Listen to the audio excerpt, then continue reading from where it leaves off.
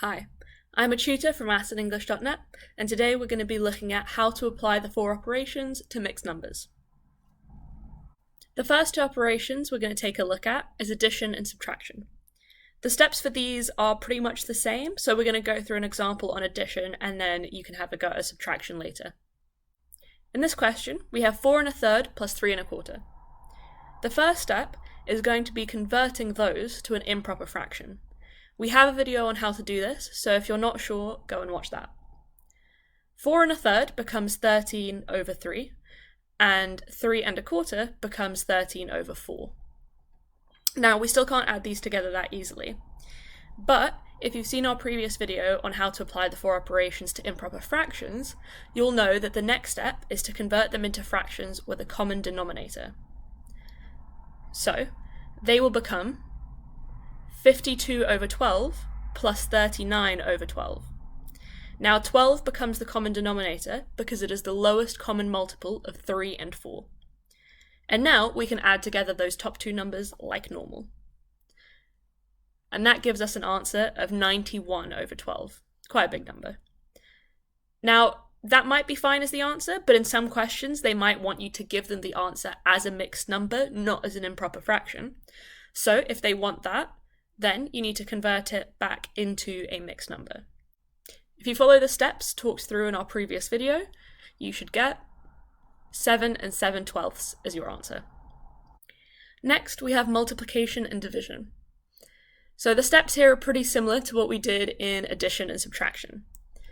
So, firstly, you need to convert your mixed numbers into an improper fraction. That'll make it a lot easier to work with.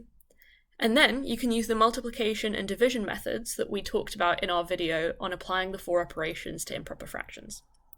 We'll go through an example together first. So here we have 2 1/2 times 1 2/5. So we convert each of those into an improper fraction. 2 1/2 becomes 5 over 2. 1 2/5 becomes 7 over 5. Now, if we multiply them together using the methods we talked about before, so that means multiplying 5 by 7 to give us the top number and 2 by 5 to give us the bottom number, that should give us 35 over 10. You might realise that that can actually be simplified further, so if you simplify it as much as possible, it goes down to 7 over 2.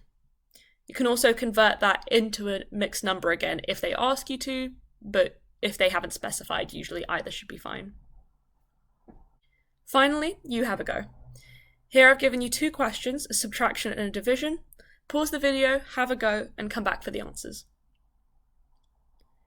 If you've come back, for the first question, the subtraction, your answer should either be 13 over 6 or 2 1/6. That depends whether or not you bothered converting it back into a mixed number, but these have the same value, they're just the same number written differently. For the second question, I've given you both options again. Your answer should be either 85 over 44 or 1 41 over 44.